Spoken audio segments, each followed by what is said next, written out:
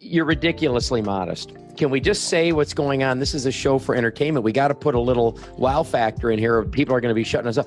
At that time, that issue of Auto Week, I think, was the best-selling issue with that car on the cover, right or wrong? Yes, it was. The Cadillac Seahawk, which was based on the La Salle version of a Cadillac. That sold at Barrett-Jackson for close to $500,000. There was a Hungarian revolt back in '56. That was a very, very bloody revolt. And I mean, I know how many tanks got destroyed, and the Russians didn't take well to all that. And I got into some trouble as a kid. I ended up heading for Austria, I was 14 at the time. But again, somehow things worked out, and I ended up in Austria and had relatives there. And then I had relatives here in Cincinnati, finished high school in Cincinnati, joined the Army, became a badass paratrooper, and went to Art Center, California. What if you could have 3 people to dinner, alive or dead? I prefer live ones. Jeff Stearns, connected through cars. If they're bigwigs, we'll have them on the show. And yes, we'll talk about cars and everything else. Here he is now, Jeff Stearns. What I'm hoping for, and we'll just let it unfold organically. I mean, we don't have to pretend about anything, is you and I have like this little piece of relatedness, this little piece of history. Yeah. So it's not a generic interview. It's just a conversation. Okay. Okay. That seems to be the best anyway, Yeah. So let me just introduce, this is Jeff Stearns on Connected Through Cars with a big name from my past named Steve Pasteiner. Rhymes with, how do we remember your name? Cast iron. Pasteiner. Okay. So let me explain who Steve is to me, and he doesn't realize that he's kind of like this childhood icon to me. So there's this Bentley painting on my wall behind me.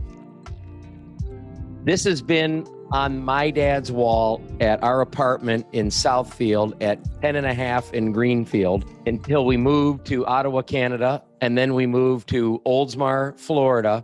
And that picture was always on the wall until I had an office, till I actually had a job with an office. And once I had an office that wasn't with a roommate, that I was allowed to put my own pictures up on the wall, that Bentley painting went up. That's been in my life everywhere, and nobody that's ever known me as a coworker, employee, or customer that's been in my office hasn't known this painting. And wait, if you want the story, this yeah. I mean, he had his lot right at sort of the intersection of where Rochester Road ends and Main Street intersects, In Royal Oak. In Royal Oak, Michigan.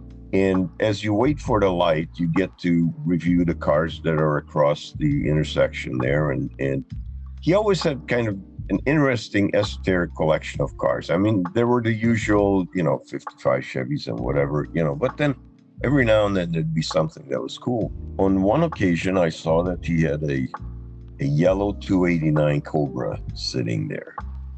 And it was just so cool. Yes, I pulled in, and the guy was really personable, and we ended up chatting about cars and just the world in general. And, every now and then I just stop in and say hi to him. And on one occasion, he had a Bentley sitting up there, and he asked me if I would do a painting of it. Now, that's how that came about. I was freshly in from California. I was hired by GM to be a designer at the GM Tech Center. And given that I had this interest in cars that goes way back to forever, is that, we became friends over that common subject. I mean, that is true till today with everybody else. If you get into a conversation about cars with anybody, you can disagree, but you'll always be friends. And you'll always, whether you argue the point or agree on that point, is your friend, and you've got something in common with somebody. So that's a tremendous fraternity when it comes to car people. It is. And now I have the story cleared up a little because I lived my whole life thinking that some guy walked up with a box of paints and an easel saying, "Hey, can I paint your car?" No, I had a very, very good job at GM at the time. I mean, so it was, we just lived up the street in Royal Oak. It's a nice kind of a community. It goes back. It's a nice little town in Michigan. So that's where that relationship started. And at one point, I guess we moved, or you and your dad moved, and that's where we lost track of each other until a couple months ago. When did you leave the area? In 73, we moved to Rochester. But I mean, I still go through Royal Oak regularly. I mean, it's, we have this. So to the listener, and by the way, Steve, I started uploading these episodes to audio a week ago Thursday. So in the 10 days or so that they've gone live, YouTube, there's already been some for about a month, but we've gotten almost 600 downloads. But what's interesting is that 3/4 are in the United States, but number 2 is Germany. Number 3 is France. I think Canada's number 5. Really? Yeah. So we've got to just once in a while explain the geography because we don't always know who's listening. Or watching. So this is Royal Oak, Michigan, a suburb or a city outside of Detroit. So it's really a Detroit, everyone in that area thinks of themselves as Detroit because of course, all of us car people are so proud of Detroit. So you left the area. And for those outside of the area who don't know Rochester, that's where the big shots live. So let's just be clear. Let's just be clear. Hardly that, Very lucky we got Rochester Steve. is also is a lovely community. It's a lovely area. It's absolutely beautiful. For the 2.5 months out of the year, I can visit and stand the weather. Okay, keep rubbing. Are we going to rub this in every time, or do you want me to hang up right now? Well, no, we're not going to rub it in every time. In mid-June through maybe mid-September, I won't ever say a word about it. No, I think, just about now it's starting to break. The weather's breaking, and it's quite pleasant all the way through till early November. Well, enjoy. And of course, I've invited you down. You've had a million friends invite you down. You got to take someone up on it. It's, So you're wearing your Cobra shirt and you were talking about my dad's yellow Cobra on the lot. Oh, yeah.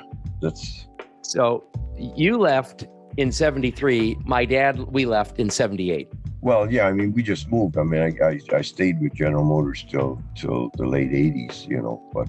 Got it. But as far as just that area where you and my dad lost touch a little bit. Yeah.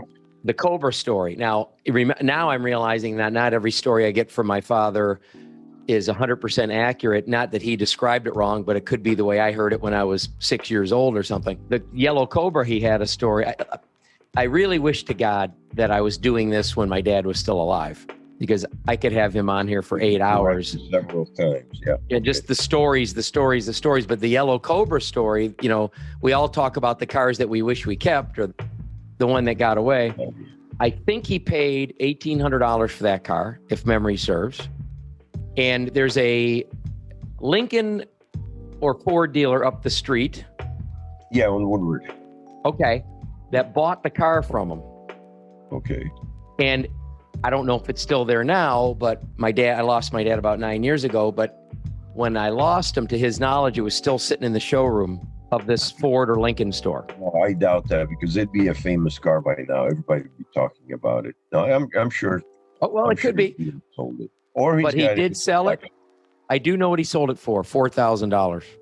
Well, he was asking $5,000 at the time. Well, probably because it went to a dealer. He wholesaled it. Well, but I'd give him $7,000 right now. You would? Yeah. Okay. So it was fun. You mentioned the fun cars he had. Of course, he had like a lot of normal cars. But, and I don't remember what you remember, but growing up there, I remember he had like this 1938 Oakland there for a long time. I remember a Superfly Eldorado with the headlight. Yeah, that might have been there too. That Royal Oak wasn't much of a market for those type cars, but no, a lot of Model A's. Yeah. And during the 4th of July parades, et cetera, in Detroit, he used to lend the city cars, and my brother and I got to be a big shot and ride in the rumble seat in a parade once in a while. Yeah. So it was fun for sure. So you had just come from California, and were you at the art center there? Yeah, right. So I got hired out of Art Center. Ford, I got a job, an offer from Ford, and then one from GM. And I tended to be more of a GM type guy anyway. I love Buicks, old Buicks and things. And so I started there, and it was like, really, it was like heaven being at General Motors with, you know, I mean, you didn't have to do any homework. I mean, you're done with college and you don't have any more homework, and they pay you for what you're doing, and they liked what you were doing, and you know, they treated you quite well. If you ever, and I know you're a busy man, if you ever end up wanting to listen or watch any of these others, one of the guys I have on the site now is a fellow named Warren Brown. Okay. And Warren was making his living hustling pool in Detroit. Okay. An honorable job. Yeah, it's a good job. Now of course I could know the era if I could look at it. But a buddy of his, you could probably figure out the era when I tell him what he was going to get paid. A buddy of his got a job in the mail room at General Motors, and like a buddy just asking another buddy, let's get the job together. He said, why don't you come work in the mail room with me? And Warren says, what does it pay? And he said $495 a month. Yeah. Well, it was probably in the early 60s. Sounds right. Yeah. Sounds right. I was thinking 60-ish. So, okay. Yeah. So Warren was making about a nickel a week playing pool. And he's like, well, do you have to go every day? And he ended up interviewing the job because he told his buddy that he would, ends up getting the job, ends up becoming an analyst, ends up getting moved to Brazil plant later, has good success, and ends up being the guy to open the plant in St. Petersburg, Russia for GM. Okay, well, it's a long distance from a mailroom anyway. For sure. Well, remember, he went from junior mail boy to senior mail boy within a couple of years. Well, so there's a career path for you. He was it's very interesting. So you were with GM 22 years? Yes. Look, are you impressed? I did a little homework? Yeah, well, I guess you did. Yeah. Okay. It was 22 years. Well, this is why I love doing this, because I don't want to put a lot of pressure on you, but you're an important guy in my life. I mean, I've been hearing about you my whole life. And I remember, what year did you do the 53 Vet on the, which Vet platform was it on? It was a C5. Well, that was meant to be for the 20th anniversary of Corvette. So it would have been 03. So we started that in 02. Okay. Because I remember when your name came back to light, my dad said when we would see these 53 Vets on the C5, he would say, that's the guy who did the Bentley painting. Yeah. So you're, I mean, really like celebrity status in our house, because my dad, when we lost him and I had to go clean out his house, I can't tell you how many Corvette models and wooden Corvette carvings and Corvette posters of every year. They're tremendous cars. They're just wonderful cars. They look great. They have the maximum performance, and they're so affordable in today's terms. I mean, you can buy an 84 Corvette for less than $10,000. It's ridiculous. It's probably one of the ultimate cars for performance for the dollar and reliability. Maybe some quality issues aren't all there, but I'll forgive it for that. But with a Corvette, it's performance, handling, and looks good, and you can't go wrong with those cars. I mean, they're really wonderful cars. So you did that 53. What was the name of that? It was called the Commemorative, the 50th Commemorative Corvette. And it was really not my idea. The idea belongs to a gentleman named John Thomas, and he was an executive vice president at Magna, which is a big supplier for the industry for various, all kinds of components, interiors, exteriors, and so on. And they were going to do this car. They were going to do the 50th anniversary Corvette as a retro-looking Corvette that would borrow heavily from the original design. And at that time, we did a lot of work for Magna, and they came to me at the time and said, hey, we've got these sketches, and would you, and we ended up developing it so that it was a realistic concept, and they were going to do that in, Magna just bought Magna Steyr in Austria. They were going to fly half-finished Corvettes to Austria, make the conversion there, and then bring it over here. And obviously it just simply wasn't a business case, So we did the prototype for the car, and ultimately we got the permission to do it ourselves because, Magna lost interest in doing it, and so did GM. So we ended up doing it. So at first I thought you were going down the path that you were commissioned to do it, but... Well, we were paid to do the prototype, Okay. So we did the prototype, and it hit a dead end, So then you went on with it yourself.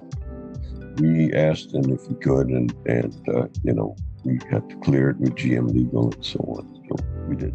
That car's still got a following. I mean, it's got a little cult following. Yes, it does. In fact, I'm trying to think right in your area, there's a Frank Arnold. He deals in those type cars, in retro looking cars, in Zimmers and things. And he has some virtually 0 mile cars. Frank, if you sell one of them, I need a commission. Well, I mean, I think what you're known for, and I mean, like, Mark Twain says it's not bragging if it's true. So, and I know you're a humble guy, and not dramatic, but your eye for proportion really seems to be on. I mean, really. And if I recall when we spoke on the phone the first time, and I'll have to tell the listener how, after I didn't hear from you initially for a few months, I didn't know if you were still around. Yeah, well, at this age, every day is a gift. That's right. So I was excited that you called back. 2 cars that we've built that were really 3 actually, that were really kind of cool was the Buick Blackhawk that we did for Buick, and it was celebrating the 100th anniversary of Buick. And this was a request by Buick? That was, they paid for it. So they came to, after I left GM, Buick came to me to design a car for them, which was pretty cool. Yeah, you didn't burn the bridge. No, there's no sense in that. And yeah, we stayed friends all along, and that was a well-known car. It was really popular through the years. I think 1 or 2 people may have seen it on the cover of Auto Week. Correct me if I'm wrong. Yeah. I mean, it was on the cover of Auto Week, and it was, it was a big hit. And all right, you're ridiculously modest. Can we just say what's going on? This is a show for entertainment. We got to put a little wow factor in here. People are going to be shutting us up. At that time, that issue of Auto Week, I think, was the best-selling issue with that car on the cover. Right or wrong? Yes, it was. Okay, so he's like, I think it did okay. We did good, yeah. So yeah, that was one. The other one was the Cadillac Seahawk, which was based on a La Salle version of a Cadillac, and basically the same spirit as the Buick Blackhawk, and that had an LSA supercharged Cadillac CTSV motor, brand new out of the box, and it was fast. It really was a fast car, and it looked good. And the Blackhawk was a 455 car. Yes. And did that sell at Barrett-Jackson? That sold at Barrett-Jackson for close to $500,000. That's not bad work. Yeah, when GM was going bankrupt, they ended up, calling their collection of cars, and that was one of them. That was, given that wasn't really a GM concept car, so they ended up selling it. Yeah. If I hit the lottery, I'd probably hunt it down and try to buy it. You have AAT, which is in-house. I mean, let me describe right. In-house prototype, but it's you can do metal, you can do clay, you can do carbon fiber, you can do fiberglass, you can do TIG welding, you can do concepts. Am I on the right path? Yeah, we can. What am I missing? I mean, we did the design work, and basically that's the important aspect of it. I guess the key is if we design something, we're committed to being able to build it, because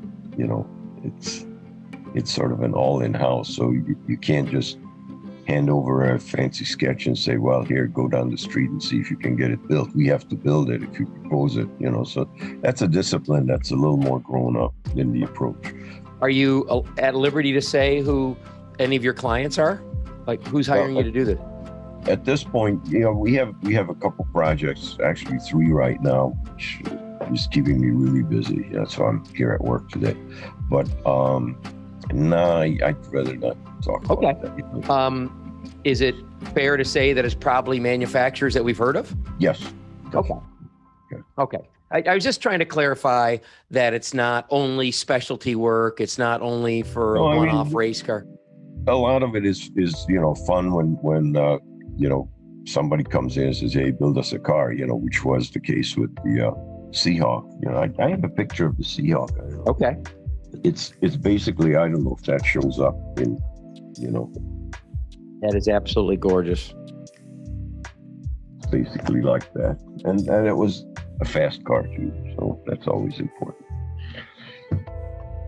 Yep. Do you ever feel like you work, or is this just dream stuff? Because to a guy like me, doing concept stuff sounds like a dream. Yeah.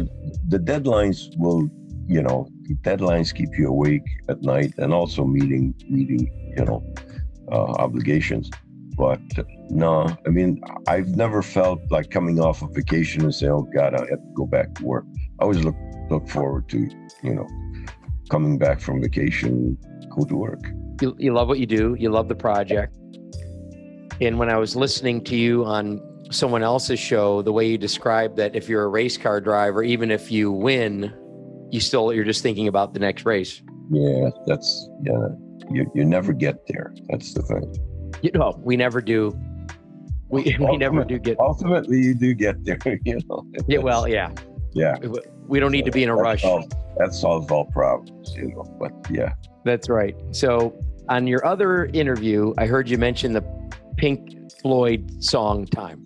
Oh yeah, we don't go into details of how that was, but yeah, that's if you listen to the words in that song, you know, it really tells you that you're here for this one time around, you know, and you better do what you want and better pursue your dreams, you know, because when you get to the end, you better not look back and say, geez, I wish I could have or would have or, you know, should have.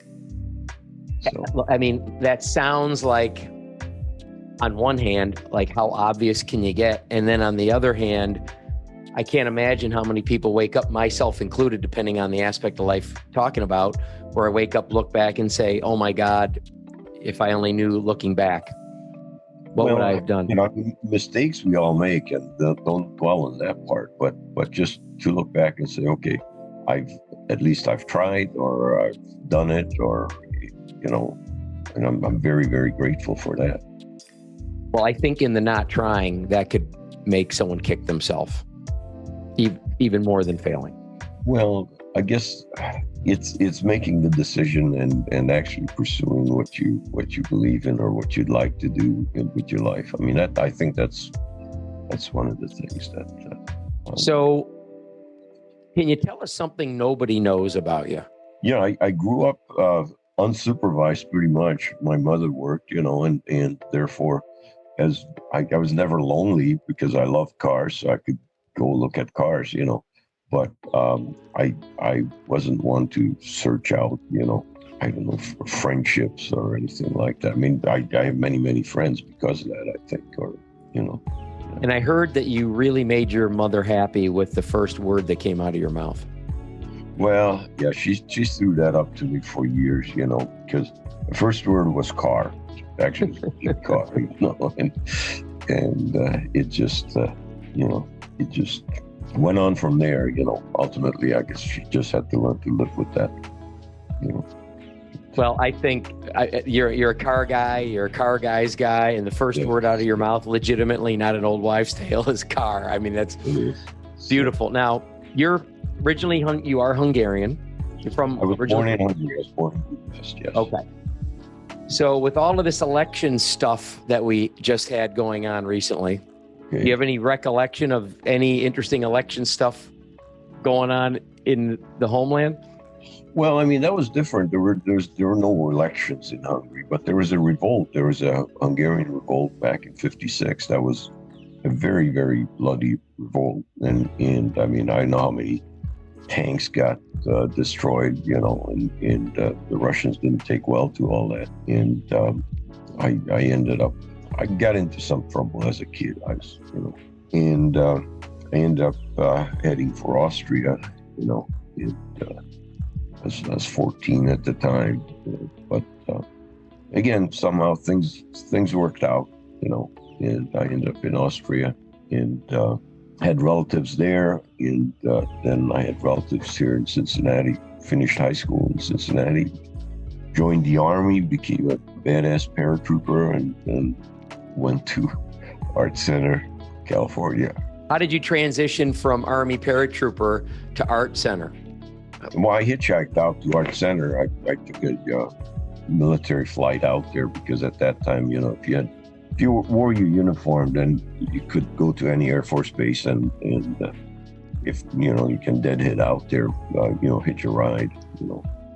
So I hitchhiked. Well, when you were in military, I mean, yeah, was this your in the Army? Yeah, I was still in the Army, and I went to Wright-Patterson Air Base and left my little MG there, and then got a flight. Actually, they said it was going to Edwards, and actually it was going to Utah somewhere. So I hitchhiked across Utah and across Nevada, lost some money in Nevada, and then ended up at, you know, went to Art Center, interviewed, and they seemed to like the sketches, you know, that I had, and got accepted. So then once I got discharged from the Army, or separated from the Army, then I drove to California, sold the MG, bought a motor scooter. Okay, so you weren't applying while you were still in the Army and then got accepted and just traveled there. You got out of the Army and then you traveled there and then just applied and showed them sketches. No, I was still in the Army because that's how you can fly across the country by hitching a ride on a military flight. So I used a military flight, go out there, and you know, got an interview, and they seemed to like my stuff. And then I flew back to Lincoln, Nebraska, and I hitchhiked back from there. So I, you know. Were you just about to get discharged from the Army? I had like another month to go. Okay, so you knew that you were about, okay. Yeah. Got it. How about mentors in your life, or people you looked up to, whether you knew them or not? Yeah, there were several. There were a lot of people that I owe a lot to, you know, and I hope I don't miss them, you know. But one was Dave Holmes, who was you know, executive at GM, as design exec, and he loved cars. He knew, you know, he collected cars, and he knew everything about them. He had collections of incredible brochures, and we could talk about cars. So that was great, you know. Actually, after I left, we became, you know, he was my boss. So I didn't like the idea that somebody would think that, well, making advancements because he's my friend and he's my boss. So we really became friends after I left GM. You know, I was a lot more comfortable, you know. But you know, he ran Opel at the time when I was assigned to Opel briefly, and he would say something like, "Hey, you know, take Friday off and take the company car and drive to Paris and then appreciate Europe," you know, that kind of stuff. But he, you know, all through the years, you know, after I left GM, he used to stop out here, and we were very, very good friends. What if you could have 3 people to dinner, alive or dead? I prefer live ones. And then people just don't, you know. Right, they're just so flat. Yeah. Okay, but let's say you actually got me on that one. You got me back. Sorry. But anyone from alive now or from history, if you could have them to dinner, 3 people, who do you think it would be? I mentioned Porsche. I mean, Dr. Porsche, he was so creative and so far ahead of things in his thinking and his concept and so on. Plus, you know, I think Porsches are such significant cars. So he would probably be, you know, I'd probably be intimidated by trying to ask an intelligent question of him, but yeah, he'd be a good one for that. But he'd be intimidated because he'd be like, you're the guy who made the 53 Vet. Oh, yeah, sure. Don't go there. No, I mean, yeah, he'd probably be one of them, Can you think of a couple other, or is that the answer? I think Elon Musk is a tremendous guy. I mean, he has such a vision of the future and so much confidence and self-confidence in what he's doing, and so stubbornly pursuing what he thinks is right, whether it's right or not. The world was totally in disbelief when he started Tesla, for instance, and the guy persevered, and next thing you know, it's a successful. And then on top of it is with his rocketry and everything else, and PayPal. I use PayPal. I mean, the guy is a genius, So yeah, he'd be a cool guy to have dinner with.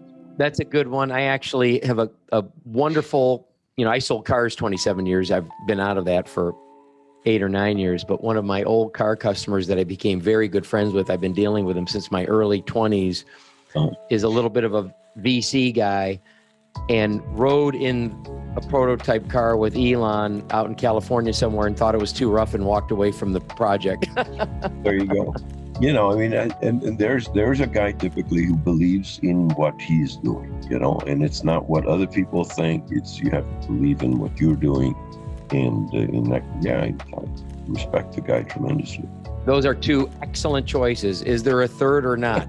There probably is. I'll think of it, but at the moment I can't. Okay. I mean, not because there aren't enough candidates. There's certainly so many of them out there, So I want to just talk to you about and share with the audience what went on my side when I was trying to talk to you a little bit. So when I was getting the idea to do this show, which is just not interviews, but recorded conversations with people met through the car business, and I never met you prior, but I just felt like I knew you my whole life because of my dad talking about you. I thought, okay, the brain starts bubbling. I'm working on this project, and I'm thinking, gosh, what a great story if I could get him on to do an episode with me. So I start searching your name, and all I really find is an article or a website about an event where there were a lot of your new classic 53 Corvette on the C5 body. There were many of them on the grass. I can't think of the site now. And the fellow who was running the website, and I have my notes here, said you can look them up at ATT, etc. And I went to that website and it was down. Yeah, actually, I don't know if you get those calls from to be listed on Google at the top of the list and so on, and I got so many calls on that. There's some guy I got into it with him. I said, God damn it, just leave me alone already. And next thing you know, they destroyed my website. So really? Okay. So on my side, first thought comes to mind, because I don't know how old you are, but you knew my dad, so it must be really old. You got to be super freaking old. You're my dad's age, and who knows. But I'm thinking the worst. Like, the site's down. I mean, the thing about the 53 Vets it was about a 10-year-old site. I think it was like 2010 or something. And then they mentioned, they mentioned your Facebook page, or maybe I search it, and I find Facebook, and I noticed that there wasn't a post in, forgive me if I'm wrong, but around 2 years. Yeah. Okay. And you're obviously doing fine without it, so I'm not making any business judgment. I'm just telling you what went on in my odyssey to find you. And I'm like, ooh.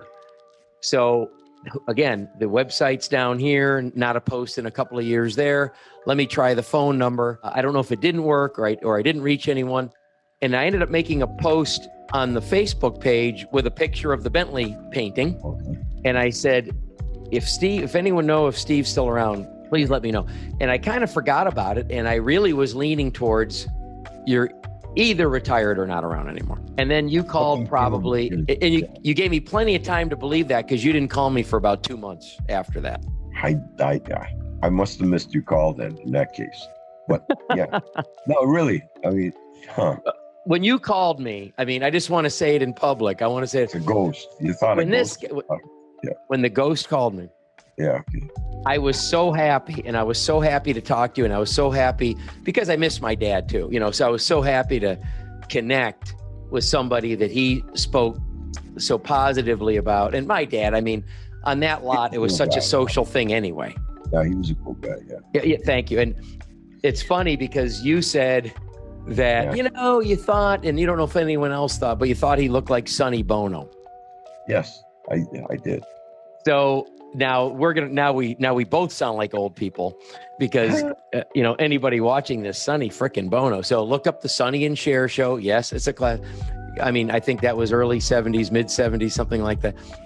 And my dad definitely looked like he had the mustache and he had like a he had the gestures. Yeah, and even his talking, personality. No, he was cool. And that part I wouldn't know because I didn't know Sonny Bono well enough.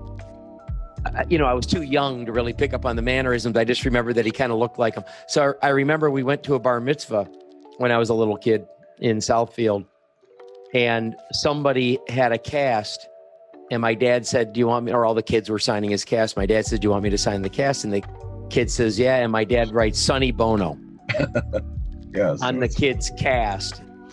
And everyone, it was he was like that. He was always that is ironic. He was always full of shtick. Now, my dad with the cars, Steve, we were at this apartment. I don't know if you remember Embassy Towers. It was across from the Americana Theater by Northland. Okay. Like 10 and a half in Greenfield. Okay. And by the way, if you ever do come down, what I need you to bring me is a real corned beef sandwich, real pizza, and we can't get Chinese food down here. Okay. I'll see if I can get past customs. From the ITT guys, or what are those guys? The Homeland. Yeah, the TSA guys. That's right. You'll be like, really? It's the kid doesn't have any food down there. Yeah. So, but when we were in that apartment, there was an underground parking garage, and my dad had that Bentley that you did the painting, which is, by the way, a 48, in case you forgot or didn't know. Oh, I know. Okay. And my brother and I would fight over who could put on a turn signal when my dad would drive us somewhere in it, because it had a little lit up flag that came out of the B pillar. Called the trafficators. Okay, for the turn signal. And we had a pretend phone in it. All we did is we had a little phone, like a normal wired phone, probably rotary, with a cord on it that my dad had sitting on the center hump, that my brother and I would pretend that we were on the phone when we were riding around in it like we were Big Shot in a Bentley. Yeah. So he always had in that apartment parking garage, a mark. So it started with a 68 Continental that he gave to my grandpa. And did you ever meet my grandpa? He used to work for my dad at the lot. Okay, so he worked little mechanical and porter stuff for my dad. I might have seen him and didn't know that he was related, Yeah. So my dad had the 68 Lincoln Continental and then gave that to my grandpa. And then my dad got a 69 Mark that my grandpa liked better, so he gave him that. And then he always had a Mark all the way until we left in the 77, 78. So that was parked down there. And there was always a Corvette. So we had three spots: a Bentley, a new Mark, and an old Vet, always there. And the car I learned to drive on was a 69 454 Vet when I was 9. Was it stick? Or No. So, well, I was 9. My dad would roll up a blanket. I still have the blanket. It had like some racing logo on it. And he would fold it up so I could sit on the seat. I would hold myself up by the wheel. I could barely touch the brake, so I would just ride the brake. And while my dad and my brother would be playing like Frisbee on the upper deck of the parking garage, so outside, I would drive down the ramp around the front of the apartment building and back up the ramp alone. Boy, that's taking a chance. That's crazy. And just ride the brake. Yeah, that's pretty crazy. Look, I was a much more responsible father than my dad. I didn't let my son start driving to school alone until he was 14, 4 years ago. Okay. Don't say anything. Don't. No, I'm like, no. What are you, nuts? I would never let you do it at 9. I mean, you got to wait at least till you're going to get your learners next year. Just don't tell any of the kids or teachers you're driving to school. But so my dad would tell me, and he was single. I don't know if you knew that. He was like single guy. He kind of acted like it. But he was a single guy, and he let me know that he had the best dating system, because with those 3 cars parked down there and the apartment number was there, sometimes girls would just come knock on his apartment door and say, "Who lives here?" And hang their key, or throw the key in through the mail slot, say, "Here, just look me up." So quite the character, no doubt. So I got to tell you, I'm completely grateful that you did this with me. Not only were you always big in my life because you were this random guy that painted this painting that I can remember my whole life, but the celebrity that made the 53 Vet that my dad and I would always talk about, but truly a car business, well-known figure with the Blackhawk on the cover of Auto Week that sold the most issues, and then the Cadillac. I mean, really, this is a big deal to me, sincerely. Well, I appreciate that. I guess I don't handle that kind of recognition very well, as you know. I'm not trying to make you uncomfortable. I'm too critical of myself. Okay, that's the whole thing. So well, I really sincerely appreciate it. Well, it's wonderful that you came on here. And if you need anything or you need to come down in the winter, yeah, I might just take you up on that. So be careful. Sincere. If you came in the next couple months, my daughter's 5 months old. So, in lieu of room and board. I'm not a good babysitter. So if that's. No, not a babysitter. Just wake up for one of the feedings, either like the, 2 a.m. or the 5 a.m. or something. Yeah, for sure. This has been Jeff Stearns, Connected Through Cars.